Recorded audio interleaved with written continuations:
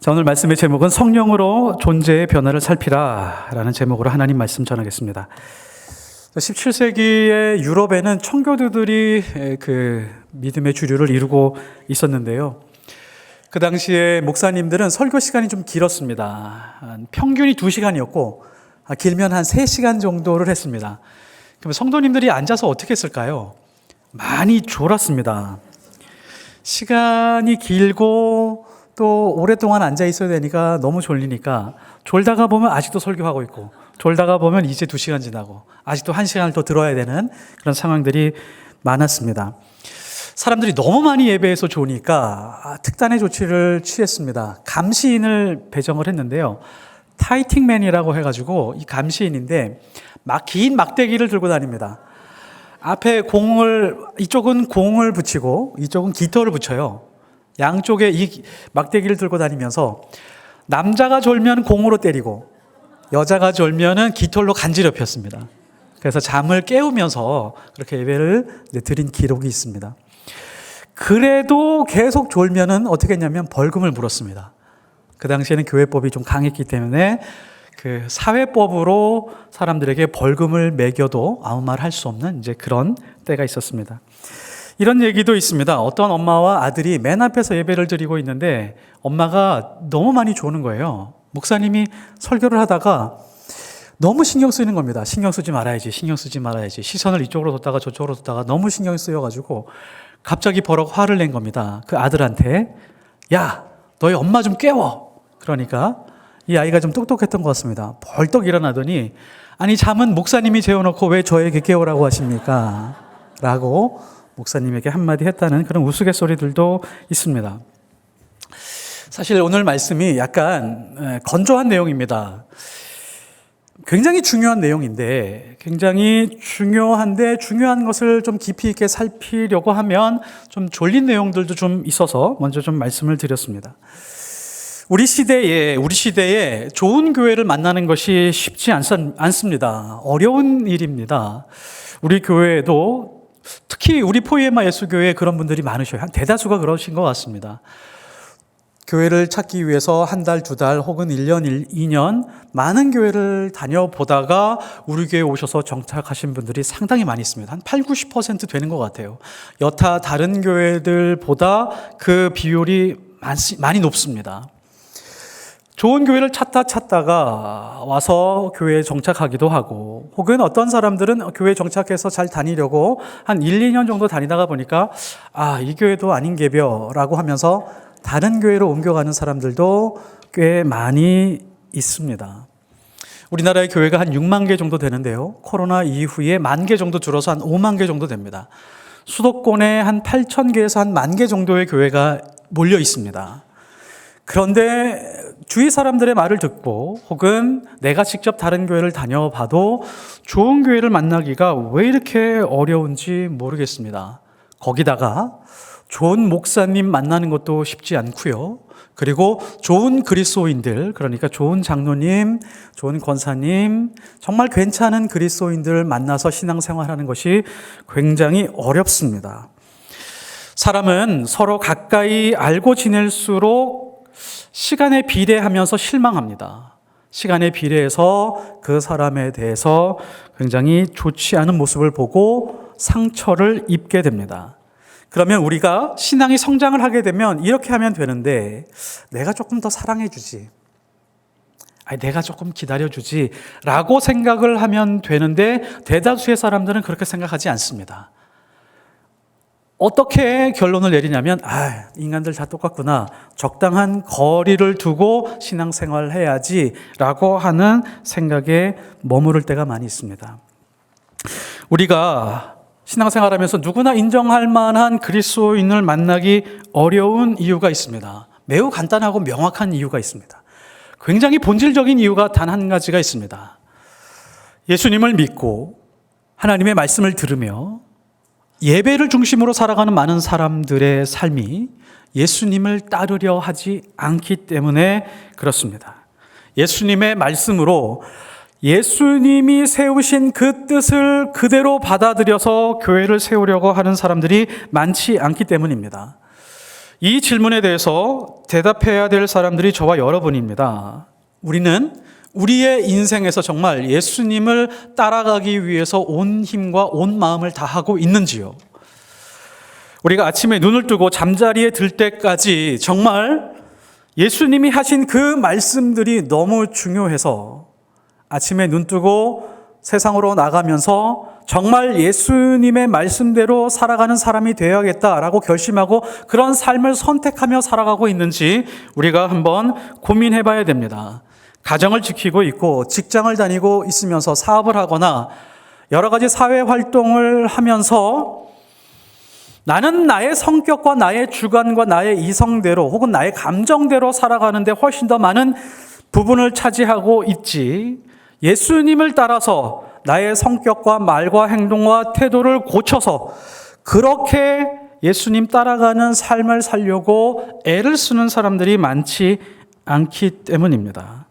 세상의 판단이 훨씬 더 중요하고 세상의 현실이 훨씬 더 우리에게 영향을 많이 미치며 내가 가지고 있는 이 욕망의 조건이 충족되느냐 아니냐가 훨씬 더 중요합니다.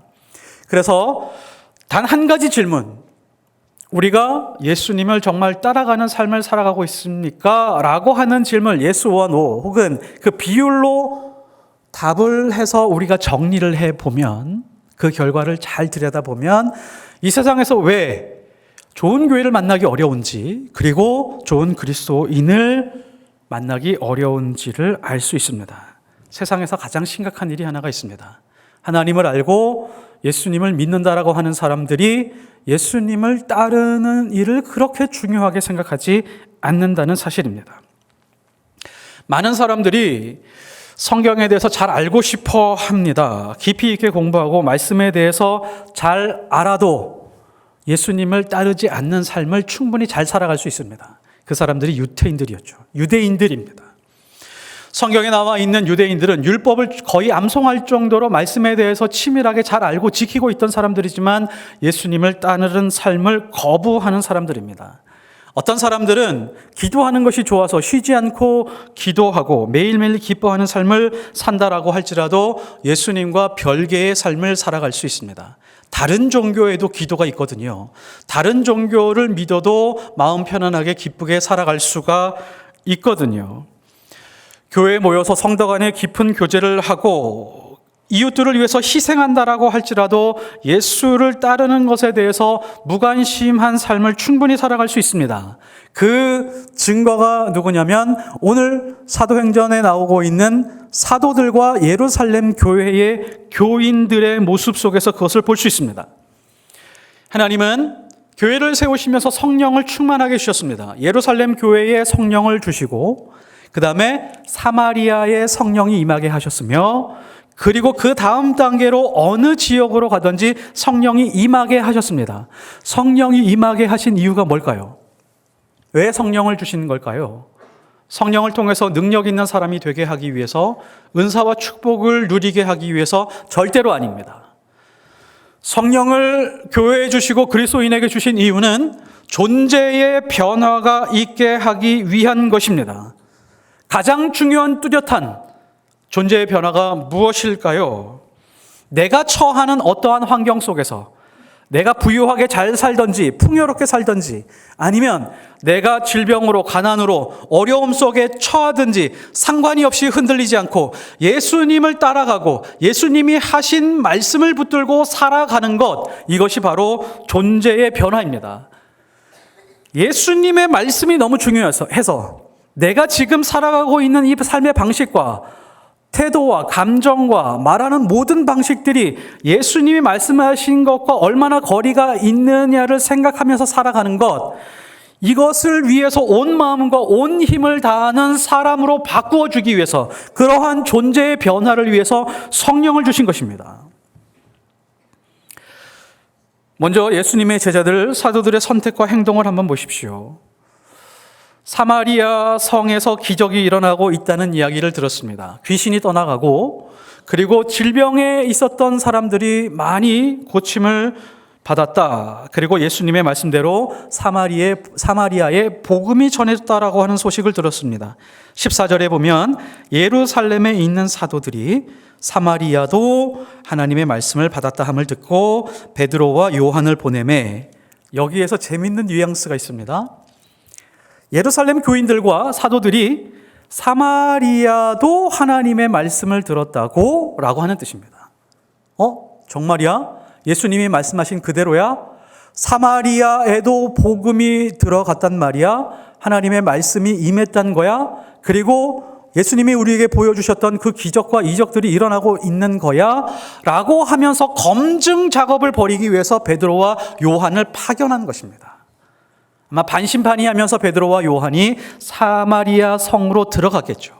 가서 보니까 무엇을 하겠냐면 정말 예수님을 입술로 고백하고 세례를 받은 장면을 봅니다. 그리고 많은 사람들을 통해서 그 자리에 복음 때문에 고침을 받고 표적이 일어나게 되고 마술사 시몬의 변화가 일어난 것들도 다 들었을 것입니다. 그런데 가만히 보니까 성령이 임하지 않았다라고 하는 사실을 알게 되고 그 다음에 안수를 한 다음에 성령이 임하게 됩니다. 자, 먼저 지금 세례를 받고 예수님을 믿고 고백하는 사건하고 성령이 임하는 사건의 간격이 있죠. 자, 요거는 뒤에서 좀 다루도록 하겠습니다. 그러니까 지금 모든 것이 사도들의 눈앞에서 예수님의 말씀하신 일들이 펼쳐지고 있습니다. 자, 그런데 오늘 25절 말씀 한번 보시면 두 사도가 주의 말씀을 증언하여 말한 후 예루살렘으로 돌아갈새 사마리아 이내 여러 마을에서 복음을 전하니라. 자, 이 부분은 굉장히 사실 가슴 아픈 장면입니다. 왜냐하면 지금 하나님의 말씀은 예루살렘에 고정되어 있지 않고 지금 움직여가고 있습니다. 사마리아 성으로 갈 것이고요, 유럽으로 갈 것이고 아프리카로 갈 것이고 사마리아로 움직이게 될 것입니다. 자, 그러면 제자들은 사도 베드로와 요한은 사마리아 성에서 일어나는 모든 것들을 보고 검증하고 확증을 했으면 예루살렘으로 다시 돌아가면 안 됩니다.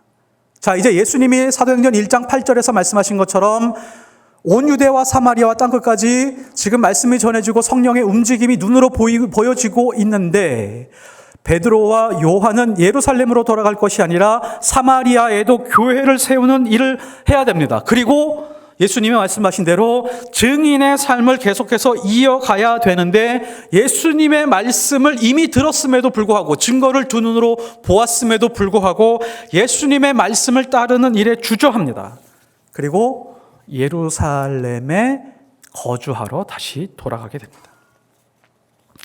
불과 몇 달 전에 베드로 자신이 설교한 내용을 한번 보십시오. 사도행전 2장 14절에 보면 내 영을 모든 육체에게 부어주리니 본인이 설교한 내용입니다.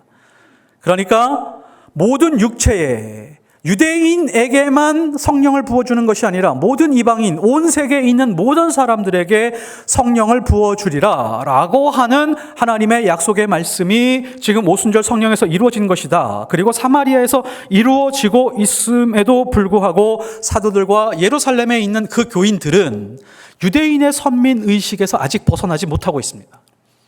사도행전 10장으로 넘어가게 되면 베드로가 지붕에 올라가서 기도를 하다가 환상을 봅니다. 하나님이 음식을 내려주시는데 음식을 보니까 성경에 부정한 음식이거든요. 율법에 부정한 음식인데 저거 먹으면 안 되겠다라고 거절합니다. 하나님이 이렇게 말씀하시죠. 내가 깨끗하다라고 한 음식을 너가 왜 먹지 않느냐라고 억지로 먹습니다. 그 환상을 보고 난 다음에 이탈리아 군대의 백부장 고넬료의 집으로 초청을 받아서 가게 됩니다. 그런데 사마리아에서는 자기가 안수해서 사람들이 성령이 임했는데 여기서 보니까 특별한 무언가를 하지 않았는데도 지금 성령이 크게 임하고 있는 것을 보게 되었습니다. 베드로가 놀랬죠. 그리고 예루살렘으로 다시 돌아가서 예루살렘 교인들하고 사도들에게 이 사실에 대해서 이야기를 해줍니다. 근데 이 사람들의 반응이 어떻죠? 왜 무할례 이방인들과 함께 식사를 했느냐고 비난을 합니다.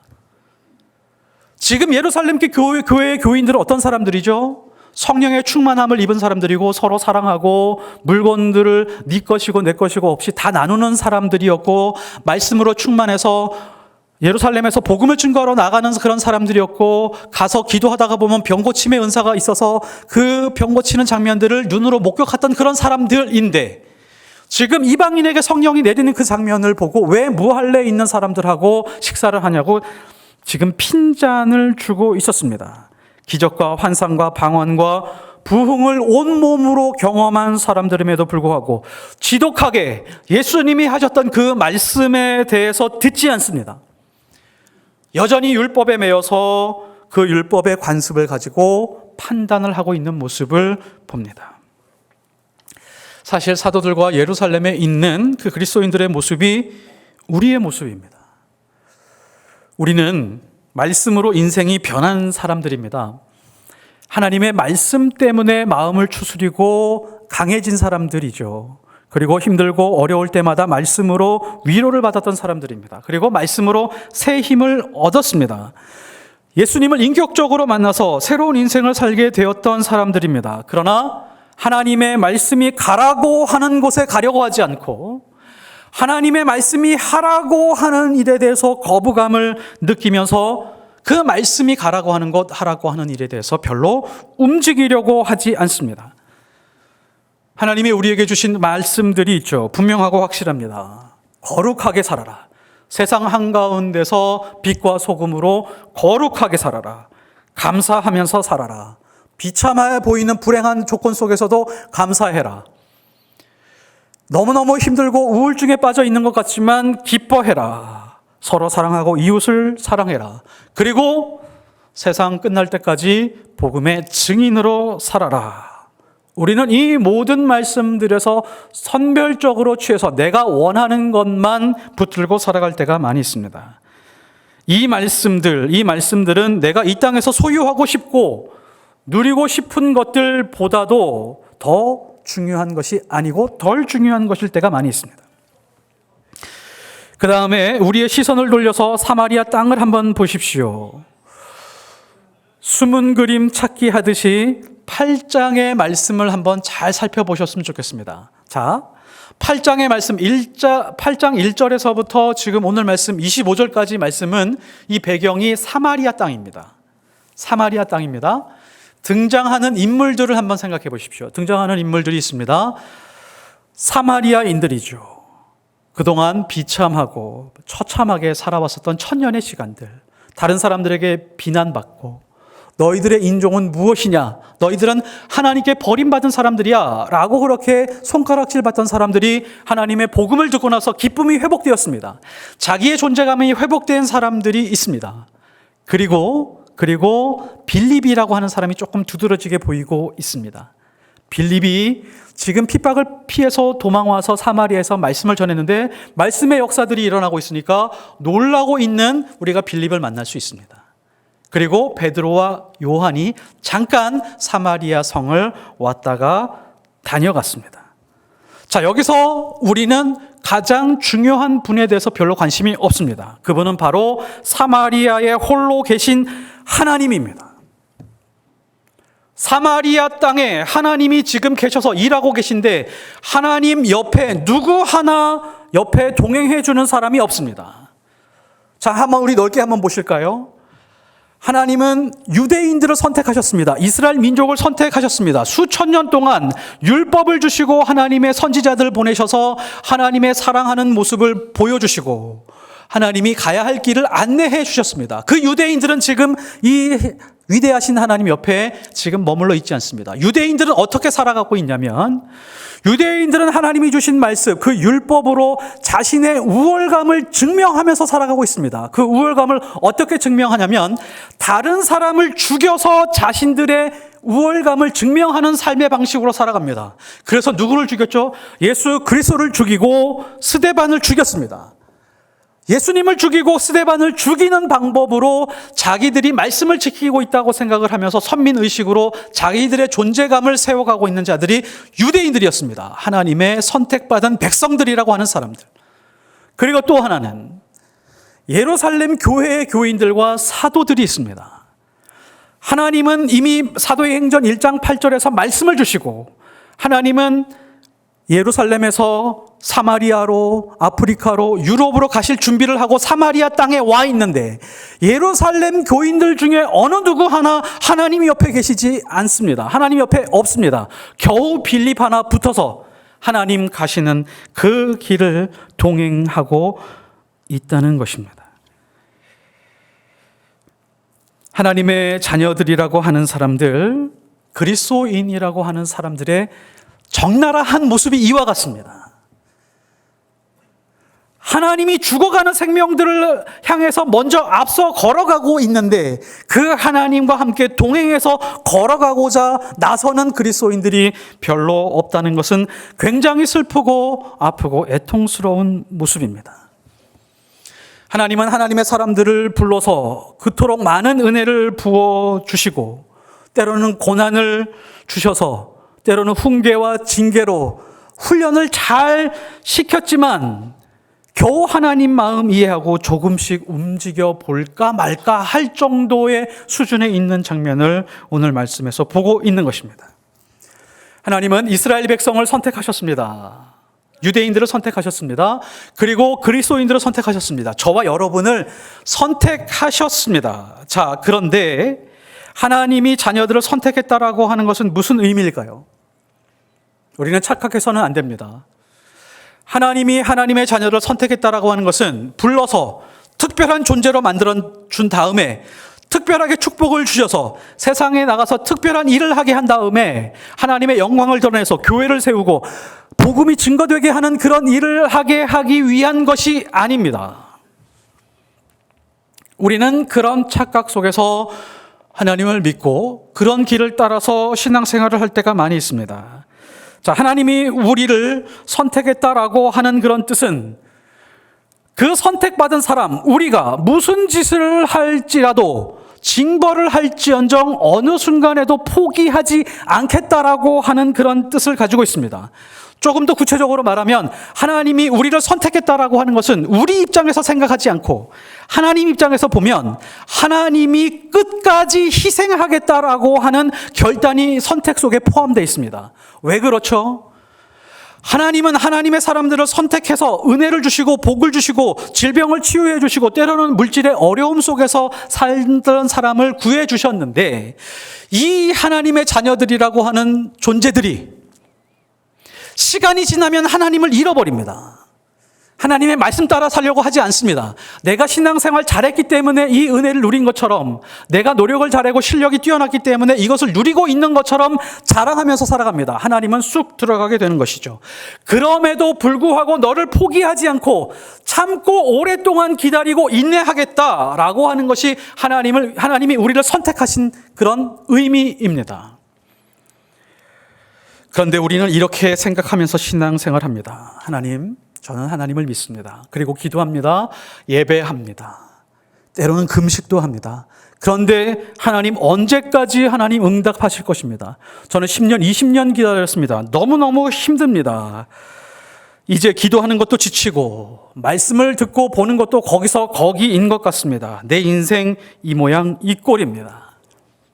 어떤 사회복지사가 이런 말을 했다고 합니다. 대한민국의 사회복지 안 됩니다.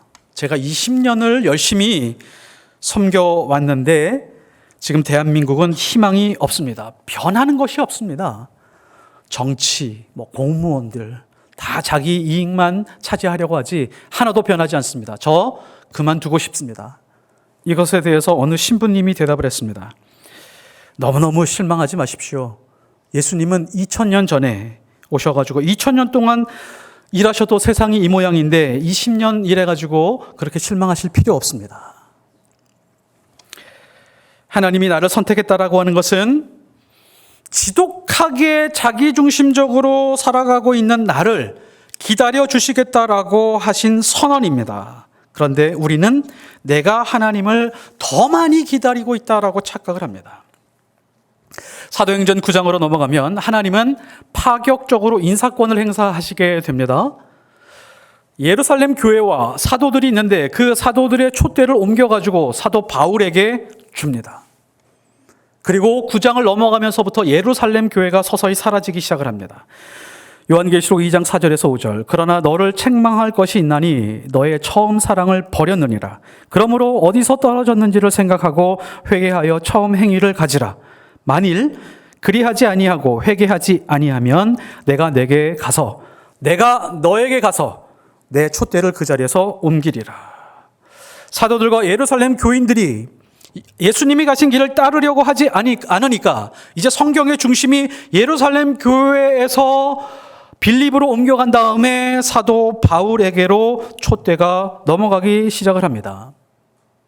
냉정하게 보면 사도의 정통성이 깨지는 거죠. 사도 바울은 예수님의 제자가 아니었음에도 불구하고 사도가 된 사람입니다. 사도의 정통성이 깨진 거죠. 그리고 예루살렘 교회, 그 원초적인 교회, 원본의 그 교회와 다른 교회를 잘 이어가야 되는데 이 맥도 끊어지게 되는 상황이 있습니다. 하나님 왜 이렇게 맥을 끊어서라도 다른 데로 촛대를 옮기게 되는 것일까요? 왜냐하면 지금 생명을 살리는 일이 훨씬 더 급하기 때문입니다. 예루살렘 교회가 이방인이라고 하면서 복음을 주저하면서 그 울타리 밖으로 넘어가려고 하지 않으니까 하나님이 그것을 깨뜨려서라도 죽어가는 사람들을 빨리 살려내야 되는 하나님의 안타까움이 그 안에 숨어 있습니다. 처음 만났던 복음과 감격, 그 감동, 하나님의 은혜와 사랑이 살아있던 그때를 떠나게 되면 촛대는 누군가에게 옮겨지게 되어 있습니다. 그래서 우리가 두려워해야 될 것이 있습니다. 돈이 없는 것도 아니고 건강이 무너지는 것도 아닙니다. 촛대가 다른 곳으로 옮겨져 가는 것입니다. 우리가 정말 좋은 교회를 만나고 싶다면 우리는 사도행전에서 혹은 하나님의 말씀에서 나를 얼마나 위로해주고 나를 얼마나 나에게 힘을 줄 수 있는 말씀을 찾고 그것을 붙드느냐가 아니라 지금 하나님이 어느 방향으로 가고 있는지, 하나님이 무엇을 안타까워하시고 무엇을 통해서 애통해 하시며 하나님이 어느 방향으로 전진해 가고 있는지를 우리가 살펴야 됩니다. 예루살렘 교회는 가장 이상적인 교회였지만 여전히 유대인이라고 하는 우월감에 갇혀 있었고 지역적으로도 예루살렘을 벗어나는 것을 어려워했습니다. 우리 교회도 우리 성도들도 사도행전이 가는 같은 방향으로 가고 동일한 것을 갈망할 수 있어야 됩니다. 예루살렘에 부어준 좋은 것들이 있죠. 성령의 충만함, 성도의 교제, 가장 교회다운 모습, 그리고 부흥하는 교회, 뭐 하나 빠짐없이 다 좋은 것들만 가지고 있는 것이 바로 예루살렘 교회였습니다. 그러나 그 좋은 것들만 붙들기 원한다면 우리 교회 사라질 수 있습니다. 왜냐하면 사도행전 28장이 끝나고 몇 년 뒤에 예루살렘 교회는 역사 속에서 아예 사라집니다.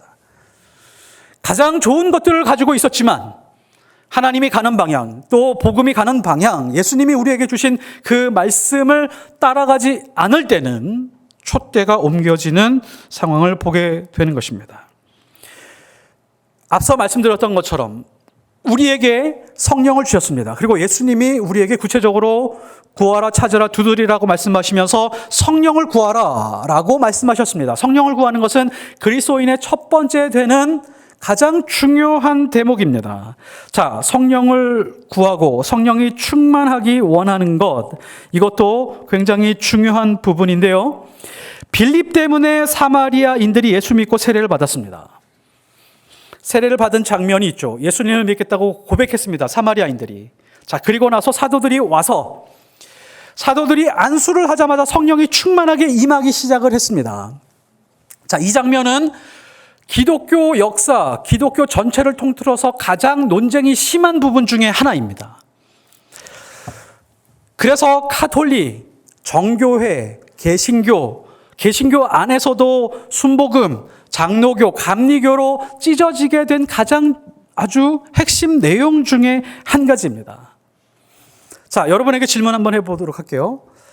예수님을 고백하고 예수님을 믿겠다고 세례를 받은 다음에 성령의 임재하심을 따로 받아야 될까요? 성령의 충만함을 따로 받아야 될까요?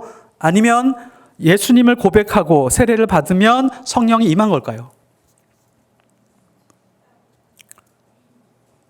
잘 모르시겠죠. 지금 오늘 말씀 장면을 보면 예수님을 고백하고 세례를 받았고 사도들이 얘네 성령을 안 받았네, 너희들 성령 받아야 돼 라고 하면서 안수를 합니다. 자, 이 장면을 가지고 세계 많은 기독교인들 교단이 이것은 성령을 따로 받아야 되는 것으로 가르칩니다. 그래서 예수님을 믿고 세례를 받은 사람들의 정도의 신앙은 보통의 신앙, 그리고 성령의 임재와 충만함을 받은 사람들의 신앙은 아주 특별한 신앙, 능력이 있는 사람들, 능력이 있는 권사님, 능력이 있는 장로님, 혹은 능력이 있는 목사님으로 인정을 하고 구분을 합니다.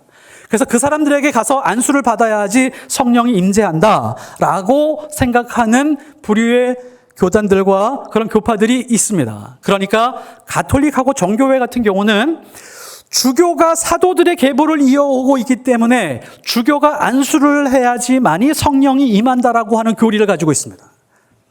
개신교 안에서도 이것이 나누어져 있는데 오순절 순복음 같은 경우는 특별한 임재를 따로 받아야 됩니다. 불세례를 받아야 되고 방언을 해야 되고 환상 혹은 입신 여러 가지 이 은사를 받아야지만이 특별한 그리스도인으로 들어갈 수 있습니다. 근데 장로교에서는 이렇게 말을 하죠. 아니다, 그렇지 않다. 예수를 주로 시인할 수 있다면 그것이 성령이 주시는 거기 때문에 예수님을 주로 고백할 때 성령이 오신 것이다 라고 해서 장로교, 감리교, 오순절, 가톨릭 이렇게 다 찢어지고 나누어지게 된 것입니다. 자, 무엇이 정답일까요? 무엇이 정답이다라고 하면 싸움 납니다. 그러나 여기서 우리가 중요하게 봐야 될 것이 무엇이냐면 사도들이 와서 성령이 내린 이유는 사마리아의 마술사 시몬 때문에 발생한 영적인 혼란이 있는데 그 혼란을 바로잡기 위해서 특별한 성령의 임재를 보여주어야 될 아주 특별한 상황이었다라고 보는 것이 더 정확합니다. 그러므로 우리는 예수님을 주로 시인하면서 예수님을 따라 살겠다라고 하는 그런 결심과 살아가는 삶이 있다면 특별한 성령의 세례와 성령의 임재와 충만함이 없다라고 할지라도 그 사람은 특별하게 따로 성령의 세례와 임재를 받지 않아도 성령과 함께하는 사람입니다. 왜냐하면 26절 이후에 에디오피아의 내시가 나오는데 재무부 장관이죠. 재무부 장관이 나오는데 빌립이 복음을 전하고 거기서 세례를 주고 나는데 그 다음에 필수적으로 성령의 세례가 임하도록 빌립이 어떤 행위를 하지 않습니다. 반드시 그렇게 했다면 빌립이 성령에 임재하도록 세례를 받도록 했겠죠. 그러니까 같은 말씀 안에서도 다른 상황이 발생하게 되는 것입니다. 그러나 요는 무엇이죠? 가장 중요한 핵심은 무엇일까요? 성령의 세례를 받아야 된다, 충만을 받아야 된다, 은사를 받아야 된다, 이런 게 중요한 것이 아니라 하나님이 성령을 우리에게 부어주신 단 하나 유일한 이유는 무엇이냐면 존재의 변화를 위해서입니다. 예수 그리스도를 믿고 성령의 충만을 받았음에도 불구하고 존재의 변화가 일어나지 않는 사람이라면 그 사람은 가짜 그리스도인일 가능성이 높습니다. 갈라디아서 3장 3절 너희가 이같이 어리석으냐 성령으로 시작하였다가 이제는 육체로 마치겠느냐. 성령의 충만함을 가지고 예언하고 방언의 은사를 가지고 있는 사람들임에도 불구하고 육체로 마친 사람들이 너무도 많았기 때문에 말씀으로 이렇게 알려주고 있습니다. 존재의 변화가 뭐죠? 앞서 말씀드렸던 것처럼 이 땅에 살아가면서 어떠한 상황이 온다라고 할지라도 나의 삶의 기준은 예수님을 따라가는 것, 내 생각과 말과 감정과 내 인생의 모든 목표와 내가 하루를 살아가는 모든 결정, 그 모든 결정의 중심이 예수님의 생각과 마음과 말씀, 이것이 예수님을 닮은 것인가, 예수님이 원하는 것인가 아닌가로 판단하면서 살아가는 것, 이것이 바로 존재의 변화입니다. 이것이 없다면 우리는 다른 종교를 믿고 있는 사람들의 모습과 다르지 않습니다. 그런데 우리는 경제적이고 물질의 환경의 변화, 내가 선호하는 삶의 모습, 그런 삶의 모습들을 채우기 위해서 우리의 신앙을 활용하고 보조적인 도구로 살아갈 때가 많이 있습니다. 성령은 존재의 변화를 일으킬 때 세례라고 말할 수 있습니다. 내가 예수를 따르고자 하는 열정이 있을 때 충만이라고 말할 수 있습니다. 나의 성품이 예수님의 성품을 따라갈 때 그것을 성령의 열매라고 말할 수 있습니다. 존재의 변화 없이는 성령은 왜곡되고 하나님이 머무시는 교회가 될 수 없습니다. 우리 교회가 그런 교회가 되어 또 그런 그리스도인들이 되어 하나님의 손에 붙들려 쓰임받는 주의 거룩한 백성들이 되시기를 예수 그리스도 이름으로 축복합니다. 기도하겠습니다. 하나님 아버지, 성령의 충만함을 구하고 은사를 구하고 성령의 특별함을 구할 때 우리가 놓치지 말아야 할 존재의 변화, 예수님 따라가는 것, 예수님의 말씀 따라, 예수님의 성품 따라 사는 것 놓치지 않게 하옵소서. 예수 그리스도 이름으로 기도드렸사옵나이다. 아멘.